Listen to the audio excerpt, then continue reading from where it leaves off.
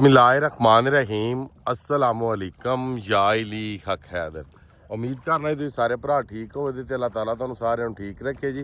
ਤੇ ਜਿਸ ਤਰ੍ਹਾਂ ਕਿ ਤੁਹਾਨੂੰ ਪਤਾ ਹੈ ਕਿ ਫਲੱਡ ਅਪਡੇਟ ਚੱਲ ਰਹੀ ਹੈ ਤੇ ਉਸ ਤੋਂ ਬਾਅਦ 17 18 ਤੇ 19 ਤਰੀਕ ਤੱਕ ਮਹਿਕਮਾ ਮੌਸਮੀਆਤ ਨੇ ਵੀ ਜਿਹੜਾ ਵੇ ਉਹ ਅਲਰਟ ਜਾਰੀ ਕਰ ਦਿੱਤੇ ਆ ਕਿ ਮੇ ਵੀ ਅਗਰ ਇੰਡੀਆ ਅਪਰ ਸਾਈਡ ਪਾਕਿਸਤਾਨ ਅਪਰ ਸਾਈਡ ਅਗਰ ਬਾਰਿਸ਼ਾਂ ਹੋਈਆਂ ਤੇ ਪਾਣੀ ਹੋਣੇ ਦਾ ਚਾਂਸ ਹੈ। ਅੱਗੇ ਮੰਨਦਾ ਸਾਂ ਵੀ ਇੰਨਾ ਉਹ ਨਹੀਂ, ਹੁਣ ਮੈਂ ਦੱਸਦਾ ਕਿੰਨਾ ਜਿੰਨਾ ਹੈਡ ਮਰਾਲਾ ਪਾਸ ਕਰਾਏ ਦਾ ਤੇ ਉਹ ਮੈਂ ਤੁਹਾਨੂੰ ਦੱਸ ਦਿਆਂਗਾ ਕਿ ਕਿੰਨਾ।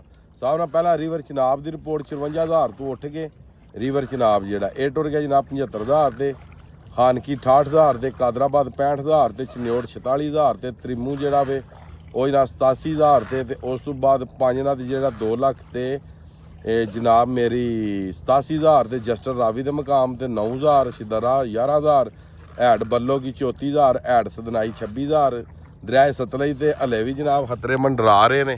समझ आ रही जे गंडा सिंह के मकाम ते जनाब जो पानी हले भी 1,04,000 सुलेमान की 99,000 ते हैड इस्लाम जोड़ा वे सरकार मेरी हैड इस्लाम जोड़ा वे 83,000। ये जनाब पूरे पाकिस्तान की रिपोर्ट हो गई। उधर सखर दे जनाब पानी पहुंची है, गुड्डू ते पहुंची है, गुड्डू पास करा रहा जनाब पाइना तो पानी आ रहा 6,24,000 ਤੇ ਉਸ ਤੋਂ ਬਾਅਦ ਸੱਖਰ ਕਰਾਸ ਕਰਾ ਰਿਹਾ 5,56,000 ਤੇ ਕੋਟਰੀ ਕਰਾਸ ਕਰਾ ਰਿਹਾ 2,84,000 ਪਾਣੀ ਇਸ ਟਾਈਮ ਪਹੁੰਚ ਰਿਹਾ ਕੋਟਰੀ ਤੇ ਸੱਖਰ ਤੇ ਗੁੱਡੂ ਪਾਣੀ ਪਹੁੰਚ ਚੁੱਕੇ ਨੇ। ਬਾਕੀ ਅੱਲਾਹ ਪਾਕ ਤੁਹਾਡੇ ਤੇ ਆਪਣਾ ਫਜ਼ਲ ਤੇ ਕਰਮ ਕਰੇ ਤੇ ਜਿੰਨਾ ਮਹਿਕਮਾ ਇਰੀਗੇਸ਼ਨ ਦਾ ਜਾਂ ਨੋਟੀਫਿਕੇਸ਼ਨ ਆਵੇ ਦਾ ਹੈਡ ਮਰਾਲਾ ਤੇ ਅਗਰ ਖਤਰਾ ਹੋਇਆ ਪਾਣੀ ਆਇਆ ਤੇ ਆਪਣੇ ਸਾਰਿਆਂ ਭਰਾਵਾਂ ਨੂੰ ਅਪਡੇਟ ਦੇ ਦਿਆਂ। ਸ਼ਾਰਟ ਤੁਹਾਨੂੰ ਅਪਡੇਟ ਦੇ ਦਿੱਤੀ ਹੈ ਤੇ ਬਾਕੀ ਜਨਾਬ ਅੱਜ ਦੀ ਵੀਡੀਓ ਤੇ ਅੱਜ ਦਾ ਵਲੌਗ ਕਰਨੇ ਖਤਮ। ਮੈਨੂੰ ਦਿਓ ਇਜਾਜ਼ਤ। ਨੈਕਸਟ ਵੀਡੀਓ ਆਉਣ ਤੱਕ ਜ਼ਿਆਦਾ ਆਪਣਾ ਖਿਆਲ ਰੱਖਿਓ, ਆਪਣੀਆਂ ਖਾਸ ਦੁਆਵਾਂ ਦੇ ਵਿੱਚ ਮੈਨੂੰ ਯਾਦ ਰੱਖਿਓ ਤੇ ਇਨਸ਼ਾਅੱਲਾ ਮਿਲਦੇ ਹਾਂ ਕਿਸੇ ਨੈਕਸਟ ਵੀਡੀਓ ਦੇ ਨਾਲ।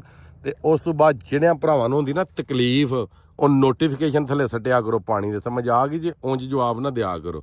ਉਂਝ ਜੇ ਕਿਸੇ ਜਵਾਬ ਦਿੱਤਾ ਤੇ ਉਹਦਾ ਕਮੈਂਟ ਲਾ ਕੇ ਤੇ ਵੀਡੀਓ ਦੇ ਵਿੱਚ ਐਸਾ ਮੈਂ ਜਵਾਬ ਦਿਆਂ ਦਾ ਉਹ ਸਾਰੀ ਜ਼ਿੰਦਗੀ ਯਾਦ ਰੱਖੇਦਾ ਕਿ ਮੈਨੂੰ ਕਿਸੇ ਜਵਾਬ ਦਿੱਤਾ, ਕਿਉਂਕਿ ਤੁਸੀਂ ਜਵਾਬ ਨਹੀਂ ਨਾ ਦਿੰਦੇ ਸਾਰੇ ਭਰਾ, ਮੈਂ ਦਿਆਂ ਦਾ ਹੁਣ ਜਵਾਬ ਤੇ ਮੈਂ ਦੱਸਾਂ ਦਾ ਉਸ ਵੀਡੀਓ ਦੇ ਵਿੱਚ ਕਿ ਆ ਵੀਡੀਓ ਮੇਰੀ ਕੋਈ ਵੀ ਫੈਮਿਲੀ ਜਿਹੜੀ ਹੈ ਆ ਵੀਡੀਓ ਪਲੇ ਨਾ ਕਰੇ।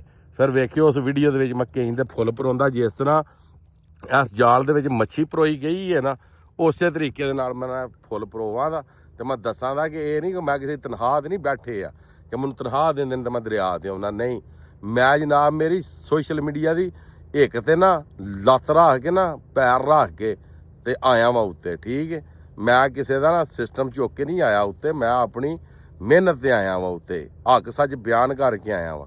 ਤੇ ਇਹ ਕਮੈਂਟ ਕਰਨੇ ਤੋਂ ਪਹਿਲਾਂ ਨਾ ਵੇਖਿਆ ਕਰੋ ਕਿ ਇਸ ਬੰਦੇ ਦੀ ਐਫਰਟ ਕਿੰਨੀ ਹੈ।